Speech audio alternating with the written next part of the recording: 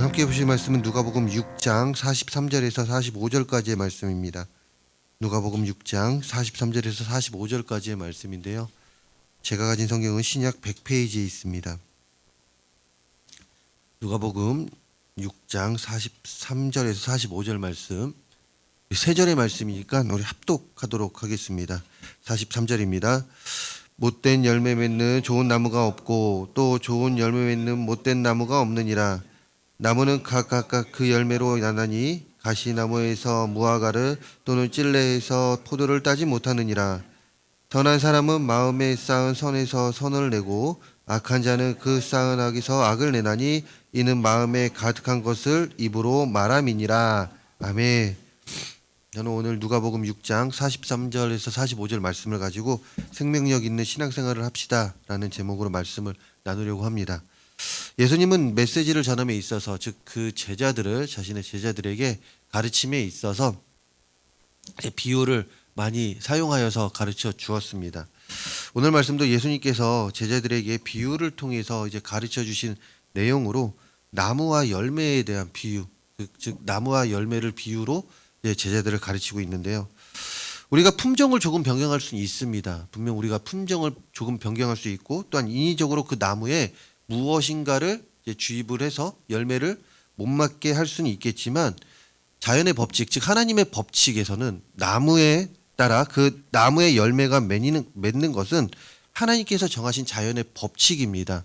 그렇기 때문에 모든 나무는 그에 따른 열매를 맺게 되죠. 그리고 이 법칙을 누구나 당연하게 받아들이고 다른 의견이 있을 수 없는 분명한 진리가 됩니다.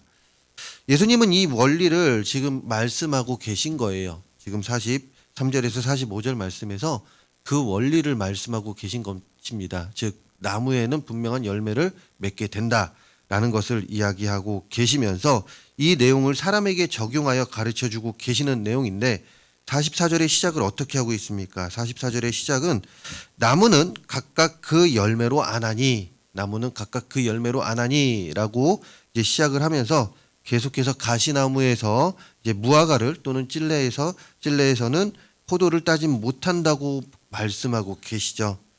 이 말씀은 이제 43절의 말씀을 부연해 주는 이제 말씀으로, 즉 나무의 좋고 나쁨에 대한 진정한 평가는 오직 열매를 맺을 수 있다, 오직 열매를 보고 내릴 수 있다라는 것을 주님은 가르쳐 주고 있습니다. 따라서 비록 어떤 나무가 아무리 잎이 무성하고 또한 꽃이 아름다울지라도 결국 독 있는 열매를 맺으면 독초나 독수가 되는 반면, 아무리 가지와 잎이 초라하고 꽃과 향기가 없을지라도 유용한 과실을 맺으면 그 나무는 우리에게 너무나도 큰 도움이 되는 나무가 되죠. 그런데 이는 비단 자연의 법칙에만 한정이 되는 것이 아닙니다. 이게 만약 자연의 법칙에만 한정이 되었다라면 주님께서는 우리에게 이 가르침을 주지 않으셨겠죠. 이것은 영적인 세계에 더욱 정확하게 적용이 되는 것입니다. 즉 우리의 신앙생활 가운데 더욱더 정확하게 적용이 되는 내용인데, 그렇게 주님께서는 나무와 열매의 비유를 통해 이제 당신의 뜻을 제자들에게 또한 청중들에게 선포하고 있죠. 그렇다면 이런 나무와 열매의 비유가 오늘날 우리에게 어떤 교훈을 주는 것일까요? 이 교훈은 우리의 행실을 돌아보게 하는 교훈을 줍니다. 나무와 열매의 비유에서와 같이 열매를 통해 나무의 상태를 알 수 있습니다. 열매를 통해 그 나무의 상태를 알 수가 있죠. 즉 그 열매가 어떤 열매에 따라 그 나무의 상태가 괜찮다, 이 나무는 건강하다라는 것을 알 수 있듯이 열매를 통해 나무의 상태를 알 수 있습니다. 그런데 이것을 바꿔 이야기하면 어떻게 될까요? 나무를 통해 그 열매의 상태를 알 수가 있게 된다라는 것이죠. 즉 열매를 먼저 보느냐 아니면 나무를 먼저 보느냐의 차이죠. 열매를 보고 그 나무의 상태를 보는 것이 아니라 나무를 통해 그 열매를 본다라는 것입니다. 이런 의미에서 사람의 마음에 가득 차 있는 것이 열매로 나타내어진다는 것이죠. 즉 사람이 나무가 되고 그 가운데 그 나무에서 보여지는 행동이 열매로 나타내어진다. 그 사람의 행실이 결국 열매로 맺어지게 됩니다. 그렇기 때문에 우리는 자신이 어떤 열매를 맺고 있는지 우리의 행실을 돌아보아야 합니다. 즉 오늘 말씀을 통해서 우리의 행실을 돌아볼 수 있어야 합니다. 나무인 나의 영적 상태는 안녕한지, 그에 대해서 우리는 살피며 신앙생활을 할 수 있어야 합니다. 왜요? 개개인의 영적 상태는 자신이 맺는 열매와 직결되어 있습니다. 어떤 사람은 겉으로 이제 겉을 꾸미고 그럴듯하게 위장하기도 합니다. 무슨 말입니까? 전에도 몇 번 말씀드리지만 교회에 와서는 거룩을 외치고 자신도 거룩한 자라고 이야기를 합니다. 너무나도 자연스럽게 자신은 거룩한 자라고 이야기하죠. 또한 성도님들과 같이 있는 자리에서는 얼마나 거룩한 척을 하고 있는지 모르겠습니다. 그 성도님들 앞에서는 얼마나 자기가 은혜 많이 받았고 또한 나는 오직 주님만 위해 삽니다 라고 고백하는지 모르겠습니다. 그러나 교회 밖을 나가면 어떠합니까? 성도님들이 아닌 세상 사람들과 만나면 어떻게 합니까? 어디에 있든지 하나님의 자녀의 정체성을 가지고 살아야 될 우리의 삶이, 그 거룩한 삶을 살아야 된 우리가 그 거룩은 어디 간지 모르겠습니다. 별반 다름이 없습니다. 심지어 잘못된 진리에도 그들과의 관계 때문에, 그리고 자신의 의의가 앞서서 자신의 마음대로 해석을 하고 동조를 하는 많은 그리스도인들을 보게 됩니다. 그러면서도 스스로는 자신의 나무는, 자신의 영적 상태는 괜찮다라고 이야기를 하죠. 본질에 충실해야 하는 우리의 그리스도인들이 비본질에 충실한 그리스도인들의 삶을 살아가고 있습니다. 진짜가 아닌 가짜의 신앙생활을 하면서 진짜인 척을 하고 있죠. 그런데 참 재미있는 사실은 방금 제가 말씀드렸듯이 이들은 자신의 신앙생활이 잘한다고 생각을 합니다. 자신이 진짜고 완벽하게 한다고 생각을 하며 다른 이들을 비판합니다. 자신의 관점에서 다른 이들을 비판한다, 이것이죠. 그리고 자신에게 배울 것이 있지 다른 이들에게 배울 것이 없다라고 이야기합니다. 자신에게서 온전한 열매가 맺혀지게 되고 자신이 맺는 열매가 바른 것이다라고 이야기하죠. 혹시 우리들의 모습은 아닌지요? 이런 모습은 잠시 동안은 눈 가리고 앙식으로 남을 속이며 살아갈 수 있습니다. 하지만 결국에는 그 실제가 나타나게 되어 있습니다. 왜냐하면 그 나무가 썩은 나무이기 때문에 그 실체는 나타날 수밖에 없다라는 것이죠. 어떤 방식으로요? 바로 열매를 통해서 말입니다. 그리고 이 열매는 다른 것이 아닙니다. 스스로에게 보여지는 바로 자연스러운 모습 속에서 자신은 감춘다고 하지만 결국에는 그 삶의 행실에서 나타내어집니다. 즉 아무리 감추려고 한다고 해도 열매가 되어 스스로의 삶 속에서 자연스럽게 나타내어지고 있죠. 그렇게 우리는 항상 생각을 하며 살아가야 합니다. 우리의 신앙생활 속에서 우리가 항상 생각해야 하는 것이 있습니다. 무엇을요? 스스로는 어떤 사람인가? 내가 주의 자녀로서 어떤 사람인가? 영적으로 부끄럼 없이 살아가고 있는가? 상대방에게 선한 영향력을 주기에 부족함이 없는 사람인가? 즉 주의 자녀로서 부끄럼 없다고 당당히 말할 수 있는 자인가?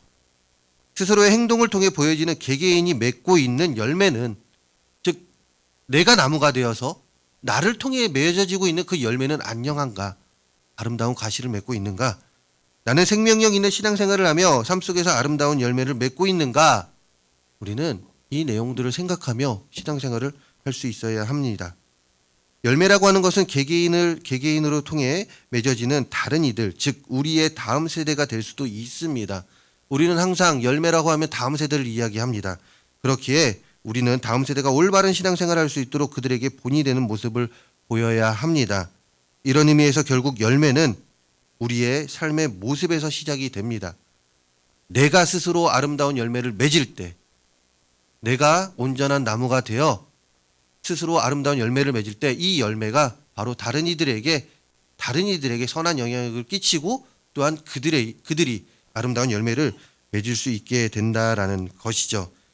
즉 우리가 어떤 나무로 서 있느냐에 따라 다음 세대가 아름다운 열매를 맺을 수 있고 그렇지 못할 수도 있다, 이것입니다.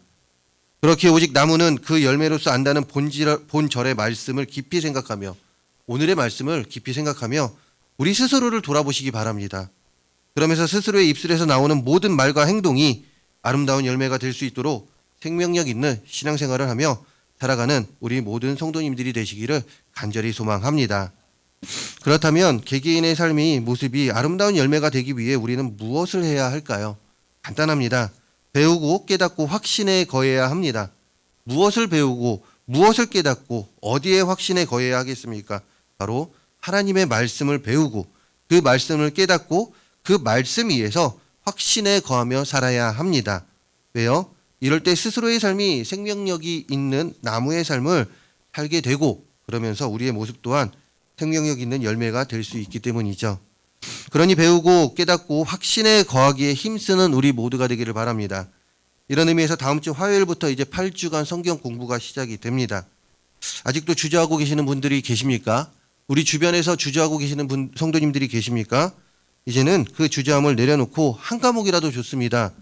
신청하여 말씀 배우기에 힘쓰고 그 배움 속에서 깨닫고 말씀 속에 확신에 거하는 그 말씀 속에서 확신에 거하는 우리 성도님들의 삶이 되어 개개인의 삶 속에서 아름다운 열매가 보여지는 삶을 살면서 다른 이들에게 축복의 통로의 삶을 살아가는 축복의 통로가 되는 삶을 살아가는 우리 모든 성도님들이 되어서 교회만 다니는 자들이 아니라 진정한 교회로서의 삶을 살아가기를 간절히 소망합니다. 말씀을 마무리하려고 합니다. 아름다운 열매는 스스로의 삶의 모습 속에서 만들어집니다. 즉 우리의 삶 속에서 만들어집니다. 무슨 말입니까?